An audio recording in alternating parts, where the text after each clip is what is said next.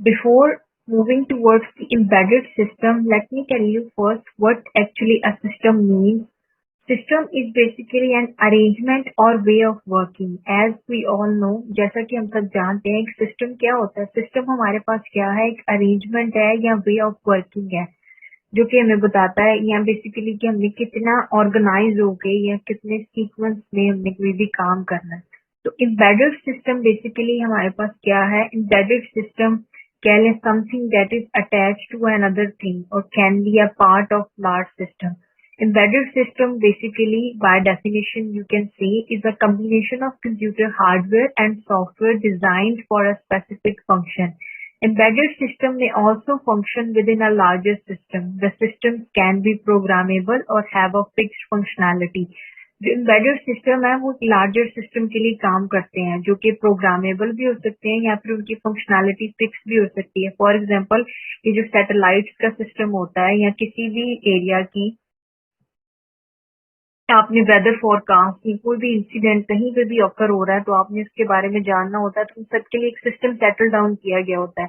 It could be termed as embedded system. अब हम इसकी एग्जांपल्स लेते हैं. इन एग्जांपल्स में हमारे पास आएंगे industrial machines. Industrial machines often have embedded automation systems that perform specific monitoring and control functions. आपको पता है इंडस्ट्रियल एरियाज में हमें एक स्पेसिफिक जो है वो मॉनिटरिंग और कंट्रोल सिस्टम की जरूरत होती है. अगर हमारे पास एक इंडस्ट्री है, लेदर इंडस्ट्री है, जहाँ पे आपने जो है वो लेदर या क्लॉथिंग इंडस्ट्री, आपने कपड़ा बनाना है, तो उस कपड़े को बनाने के लिए आपके पास एक स्पेसिफिक जो है ना वो या फिर कह लें कि एक्सपर्टीज चाहिए होती है जो कि उनको मॉनिटर करें या कंट्रोल करें. तो उसके लिए जो है ना वो पहले अगर हम पहले देखा जाए तो पहले हमारे पास ये सारी चीजें मैन्युअली परफॉर्म की जा रही होती थी. मतलब एक पर्सन को हायर किया जाता था हर टास्क के लिए कि उसी ने मॉनिटर करना है. कुछ लोग हैं जो उसको कंट्रोल कर रहे हैं, कुछ लोग मॉनिटर कर रहे हैं. मतलब होती तो मशीन थी लेकिन उनको ऑपरेट करने के लिए जो है ना वो या फिर उनको उनको कंट्रोल करने के लिए जो है ना वो किसी पर्सन की नीड थी. जबकि अब तो हमारे पास ऐसी मशीनरी एडवांसमेंट इतनी ज्यादा हो चुकी है कि हमारे पास ऐसी मशीनरी मौजूद है कि जो कि खुद से हर चीज को जो है ना वो कंट्रोल कर रही है, खुद ही से उसको जो है वो एग्जीक्यूट कर रही है चीजों को. मतलब मैनुअल सिस्टम जो है वो डे बाय डे डिक्रीज होता जा रहा है. अभी हर चीज जो है वो ऑटोमेटिक होती जा रही है in the form of embedded system. तो ये हमारे पास एक बेस्ट एग्जांपल है एम्बेडेड सिस्टम की. अगर आप अपने घर की बात करें तो घर में आपके पास आप देखें कि आप ओल्ड टाइम्स में आपके घर में एक मैनुअल वॉशिंग मशीन मौजूद थी, जबकि अब बहुत सारे घरों में ऑटोमेटिक मशीन आ चुकी हैं जिसमें अब आपको मैनुअली मतलब जो है ना वो उस तरह से आपकी ह्यूमन एफर्ट को मिनिमाइज कर दिया गया है. पहले आपको याद होगा कि आपके घर में आपकी मदर जो है वो खुद हाथ से उन्होंने कपड़े डाले हैं, फिर उनको निकाला है, वॉश किया है, फिर स्पिनर में डाला है. मतलब ये एक लॉन्ग प्रोसेस था. जबकि अभी हमारे पास एक ऑटोमेटिक वॉशिंग मशीन मौजूद है. That is the best example of embedded system, जो कि क्या कर रही है कि आपने जस्ट उसमें आपकी जो मतलब आप जिन क्लॉथ्स को वॉश करना चाह रहे हैं आपने बस उनको डाल देना है, बाकी सारा काम उसका है वो खुद से ही जो है वो एक आप अगर उसके सिस्टम से वाकिफ हो तो उसको एक पानी के साथ अटैच कर दिया जाता है, वो खुद से उस पानी को ले रही है जितना रिक्वायर्ड है, फिर उसको ड्राइंग करने के लिए भेज रही है. लास्ट पे जो है ना वो आपको अलार्म के थ्रू अलर्ट भी कर रही है कि अभी आई एम डन, के मतलब आपके जो क्लॉथ्स हैं वो वॉश हो चुके हैं, अब आप उनको निकाल सकते हैं. तो ये बेसिकली हमारे पास एक एम्बेडेड सिस्टम की एग्जांपल है कि जो कि हमारे में एक एज प्रोवाइड कर रहा है with the passage of time day by day. Next हमारे पास आता है mobile phone. These consist of many embedded systems including GUI software and hardware operating systems microphones USB. अब आपने देखा है कि जैसे जैसे एडवांसमेंट्स होती जा रही हैं आपके मोबाइल फोन एंड्रॉइड फोन में मजीद जो है वो चीजें एडवांस होती जा रही हैं, आपके लिए मजीद आसानी होती जा रही है. मतलब जिन कामों के लिए पहले आपको किसी लैपटॉप या किसी लार्जर मशीन या एक स्पेसिफिक प्लेस की जरूरत पड़ती थी, अब आप अपना वही काम एक सेल फोन पे परफॉर्म कर सकते हैं, एक पोर्टेबल डिवाइस पे परफॉर्म कर सकते हैं. उसकी बेसिक रीजन यही है कि एम्बेडेड सिस्टम्स आ चुके हैं. बेसिकली ये कि आपके पास एक हार्डवेयर मतलब एक हार्डवेयर यानी कि डिवाइस आपका मोबाइल फोन तो मौजूद है, उसके अंदर ऐसे सॉफ्टवेयर बिल्ट इन हो चुके हैं या आप उनको इंस्टॉल कर सकते हैं कि जो कि आप किसी भी एरिया पे कहीं पे भी हो आप अपना कोई भी टास्क परफॉर्म कर लें इजीली. अब आगे नेक्स्ट हम देखते हैं characteristics. What are the possible characteristics of embedded system? The main characteristics of embedding system is that they are task specific. Task specific का मतलब ये है कि वो एक स्पेसिफिकली फंक्शन हो, मतलब आपने कोई भी, जैसे मैंने आपको एग्जांपल दी वॉशिंग मशीन की, यहाँ आप एग्जांपल ले लें माइक्रोवेव की, या आप एग्जांपल ले लें डिजिटल कैमरा की। अब डिजिटल कैमरा टास्क स्पेसिफिक कैसे होगा? डिजिटल कैमरा के पास जो है ना, वो उसका टास्क यही है, आप उससे क्या कर सकते हैं, आप उससे डेफिनेटली पिक्चर्स क्लिक कर सकते हैं या कोई या वीडियो रिकॉर्ड कर सकते हैं। इन दोनों कामों के अलावा तो आप उसका कुछ भी नहीं कर सकते ना, वो टास्क स्पेसिफिक होता है। तो जितने भी एम्बेडेड सिस्टम्स होते हैं उनका मेन पर्पस होता है कि वो टास्क स्पेसिफिक होते हैं, और इनके मेजरली 3 कंपोनेंट्स होते हैं that consist of hardware, software and firmware. No, please don't get confused by the word firmware. Firmware basically हमारे पास क्या है? Firmware हमारे पास एक computer program है that is embedded in a hardware device and is an essential part of hardware. Firmware को हम कह सकते हैं कि जो कि हार्डवेयर डिवाइस के अंदर एम्बेडेड हो चुका है, यानी कह लें कि आप ऑलरेडी इंस्टॉल्ड है, तो उसका काम क्या है, और भी ये बहुत जरूरी हिस्सा भी है हमारे हार्डवेयर का। उसकी एक बेस्ट एग्जांपल ये है हमारे पास micro controller. Micro controller is a part of micro processor that tells the micro processor what actions to take. Basically micro controller क्या करता है कि वो माइक्रो प्रोसेसर को बताता है कि कौन से एक्शंस आएंगे, कौन सा काम है जो उसने परफॉर्म करना है। Later on, we will discuss about both of these terms, microprocessor and microcontroller, in detail. Heading towards, as they are built for specialized tasks with not various tasks, can be either microprocessor based or microcontroller based. Both are integrated circuits that give the system compute power. अभी इसकी बात हो रही थी micro processor और micro controller की। ये दोनों आईसीज हैं जो कि कंप्यूटर को कंप्यूट करने की पावर प्रोवाइड कर रही होती है। And the embedded system can vary in complexity and in function, which affects the type of software, firmware and hardware they use, and are often required to perform their functions under a time constraint to keep the larger system functioning properly.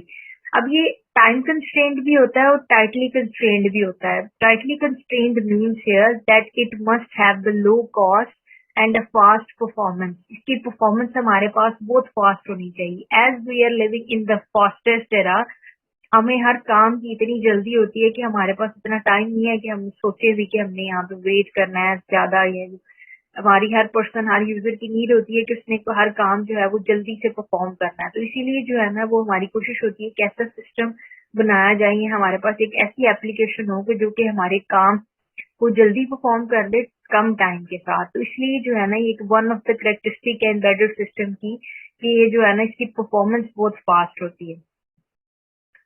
Now let's talk about the role of micro processors and micro controller which we were talking, जिसके बारे में हम बात कर रहे थे कि micro processors और माइक्रो कंट्रोलर्स होते क्या हैं। माइक्रो प्रोसेसर तो basically we all are familiar with this term, micro controller could be new for you. तो माइक्रोप्रोसेसर बेसिकली क्या है, are widely used in computer system. मतलब without a microprocessor we can't do anything. It has only a CPU embedded into it. In case of microprocessor, we have to connect all the components externally, so the circuit becomes large and complex. It consumes more power. It has very less internal register storage, so it has to rely on external storage. So all memory operations are carried out using memory-based external commands, which results in high processing time. A microcontroller is widely used in embedded systems. It has a CPU, a fixed amount of RAM, ROM and other peripherals are embedded on it, as all the components are internally connected in microcontroller, so the circuit size is small. It consumes less power than a microprocessor. It has many registers, so processing time is less. Basically जो है वो हमारा main जो काम perform कर रहा है वो है हमारे पास माइक्रो प्रोसेसर। माइक्रो प्रोसेसर के अंदर जो है ना वो एक माइक्रो कंट्रोलर है स्मॉलर अमाउंट में, it could be an IC which tells the microprocessor what actions it has to take to perform any kind of execution or instruction which has been asked or given by the user or client. तो micro controller ने basically उन action या उन instructions को follow करना है जो कि माइक्रो प्रोसेसर को दी गई हैं करने के लिए। तो इसी तरह से जो है ना इन दोनों की हेल्प से, with the help of both of these terms, embedded system can work effectively. Now let's discuss about the structure of embedded system. It generally consists of three main elements. We have already discussed hardware, software, and real-time operating system. The hardware of embedded system is based around microprocessors and microcontrollers. Microprocessors are very similar to microcontrollers and typically referred to as CPU that is integrated with other basic computing components such as memory chips, digital signal. Microcontrollers have those components built into one chip. Basically हमारे पास embedded system जो है ना वो combination है software और hardware का. उसके अंदर हमारे पास पेरिफेरल्स भी आते हैं, मतलब हम डिफरेंट आईओ भी आते हैं, मतलब हम इनपुट आउटपुट डिवाइसेस को कनेक्ट कर रहे हैं. पेरिफेरल्स हमारे पास जितनी भी एक्स्ट्रा चीजें हैं जो कि हम कनेक्ट करेंगे तभी हमारा एक एम्बेडेड सिस्टम कंप्लीट होगा. अगर हम उन पेरिफेरल्स को अटैच ना करें तो हमारे पास एम्बेडेड सिस्टम इनकम्प्लीट है. फॉर एग्जाम्पल कि आपने एक सिस्टम जो है वो आप चलाना चाह रहे हैं, कंप्यूटर आपके घर में मौजूद है, तो आप एक सीपीयू और एक मॉनिटर के साथ क्या आप अपना कंप्यूटर को रन कर लेंगे, आप उसके ऊपर काम कर लेंगे? No, it must have other peripheral devices, that is a mouse, a keyboard, a speaker, a webcam or a headphones if you need it in the future or for the working.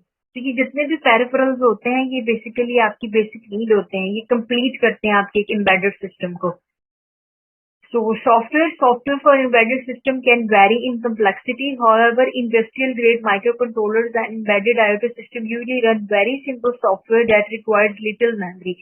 अगर हमारे पास कोई बहुत छोटा सा काम है, for example आपके पास एक माइक्रोवेव ओवन है, माइक्रोवेव है जिसका पर्पस जो है वो बेकिंग के लिए यूज नहीं किया जाता, उसके लिए जस्ट ये है कि उसने आपकी जितनी भी आइटम्स है उनको गर्म करना है. तो उसका एक छोटा सा टास्क है कि माइक्रोवेव है उसमें गर्म करना है, कोई भी चीज आप कर रहे हैं, मतलब एक बेकिंग करना, वो एडवांसमेंट में चला जाता है. तो उसके अंदर एक छोटा सा सिस्टम लगाया जाएगा, छोटी सी चिप इंस्टॉल की जाएगी माइक्रो कंट्रोलर या उसकी प्रोसेसिंग के लिए, मतलब उसका इतना ही काम है कि उसने ये इतना काम करना है. तो जितना किसी टास्क की रिक्वायरमेंट होती है उतनी ही चीजें उसके अंदर बिल्ट इन की जाती हैं. Real-time operating system are not always included in the embedded system, especially smaller scale systems. It defines how the system works by supervising the software and setting rules during program execution. Real time, as from the name suggests, real time ये है कि हमने उस time पे देखना, एक rules को define कर देना कि हमारा जो काम है, हमारी कोई भी चीज है वो काम कैसे करेगी, वर्क कैसे करेगी. फॉर एग्जाम्पल हम जैसे माइक्रोवेव की एग्जाम्पल ले रहे थे, तो उसमें रियल टाइम ऑपरेटिंग सिस्टम की जरूरत ही नहीं है, यानी इसमें जरूरत ही नहीं है उसको बार बार बताने की कि तुमने ये काम करना है. उसने जस्ट उसको डिजाइन कर दिया गया, उसके हार्डवेयर को उसमें ये चीज ऑलरेडी उसके माइक्रो कंट्रोलर में बता दी गई. माइक्रो कंट्रोलर दिए बटन के आप टेम्परेचर सेटल करना है, आपने जितनी भी उसको कोई भी चीज गर्म करनी है वो किस टेम्परेचर पे करनी है वो आपने जस्ट उसको कंट्रोल करना है. उसमें किसी किस्म की रियल टाइम ऑपरेटिंग सिस्टम की जरूरत ही नहीं है जो कि उसको सुपरवाइज करे या देखे कि उसके रूल्स डिफाइन करे कि इसकी एग्जीक्यूशन कैसे होगी और कहाँ तक होगी. तो इसलिए जो है वो एम्बेडेड सिस्टम में ये इसका मेन कंपोनेंट है, मेन एलिमेंट है real time operating system. But ये वेरी करता है आपके टास्क पे कि आपका टास्क क्या है. अब जैसे अगर हम स्टैंड अलोन एम्बेडेड सिस्टम देखें जो कि हम आगे पढ़ेंगे, आपके पास एक कैलकुलेटर है, वो भी एक एम्बेडेड सिस्टम है. आपके पास एक हार्ड फॉर्म में डिवाइस है, मतलब एक कैलकुलेटर है, उसके अंदर ये चीजें इंस्टॉल की गई हैं, एक सॉफ्टवेयर, एक मतलब जो कि जिसका काम क्या है कैलकुलेशन करना. आप कोई भी कैलकुलेशन परफॉर्म कर रहे हैं वो आपको रिजल्ट प्रोवाइड कर रहा है. तो उसमें भी रियल टाइम ऑपरेटिंग सिस्टम की जरूरत नहीं है क्योंकि ऑलरेडी उसके अंदर एक चीज माइक्रो कंट्रोलर जो है वो बिल्ट इन हो चुका है, उसको बता दिया गया है कि उसका काम ये है, टास्क स्पेसिफिक है, माइनर टास्क स्पेसिफिक. तो इससे हमें ये पता चलता है कि real time operating system basically हमें तब चाहिए होते हैं जब हमारे पास लार्जर टास्क को परफॉर्म करने के लिए. Otherwise embedded system can be complete by both of these hardware and software that must have microprocessor and microcontroller for the task execution. Heading towards, अब हमारे पास है हार्डवेयर एलिमेंट्स. हार्डवेयर एलिमेंट्स हमारे पास जो है वो मतलब वो कौन से एलिमेंट्स हैं जो कि ये हार्डवेयर और सॉफ्टवेयर इनके दरमियान में स्विचिंग करते हैं. मतलब हमने उसको एक इंस्ट्रक्शन दे दी कि आप हमारा ये काम परफॉर्म करें. अब वो ऐसे कौन से एलिमेंट्स हैं जो कि हमारी बात को एक ह्यूमन लैंग्वेज को कन्वे कर रहे हैं, सिस्टम तक लेके जा रहे हैं कि आपने ये काम जो है वो हमारा करना है. सेंसर्स है. सबसे पहले sensors convert physical sense data into an electrical signal. Sensors यानी कि जो कि एक ह्यूमन लैंग्वेज को एक इलेक्ट्रिकल सिग्नल में कन्वर्ट कर रहे हैं, लेके जा रहे हैं. एनालॉग टू डिजिटल कन्वर्टर्स क्या कर रहे हैं, वो एनालॉग इलेक्ट्रिकल सिग्नल को डिजिटल में कन्वर्ट कर रहे हैं। Processors process digital signals and store them into the memory. अब प्रोसेसर्स का काम क्या है कि वो प्रोसेस कर रहे हैं उन सिग्नल्स को जो कि एडी कन्वर्टर्स ने कन्वर्ट कर दिए एनालॉग से डिजिटल में, और उनको मेमोरी में स्टोर कर रहे हैं। अब मेमोरी में स्टोर होने के बाद क्या होगा कि वो एक्चुएटर्स के पास जाएंगे। एक्चुएटर्स क्या करेंगे, compare actual output to memory stored output and choose the correct one.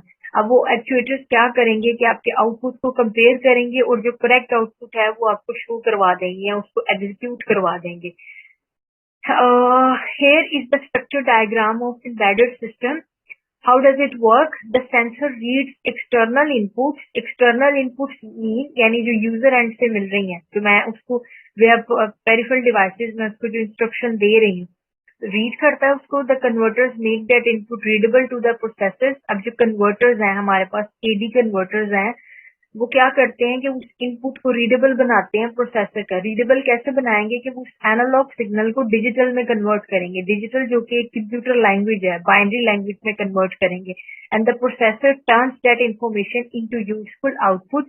और फिर उसके बाद प्रोसेसर का क्या काम होगा, प्रोसेसर उस इंफॉर्मेशन को एक यूजफुल आउटपुट में कन्वर्ट करेगा फॉर द एम्बेडेड सिस्टम, और वो आउटपुट क्या करेगा, एज अ रिजल्ट यूजर को शो करवा देगा। नेक्स्ट हमारे पास आ जाती है type. How many types of embedded systems we have? There are a few basic embedded system types which differ in their functional requirements. They are mobile embedded systems. Mobile embedded systems हमारे पास क्या है? We all are highly familiar with this kind of embedded system as we all are having a cell phone in our pockets even so right now. So mobile embedded systems are small size systems that are designed to be portable. Digital cameras are an example of this, or a mobile phone itself.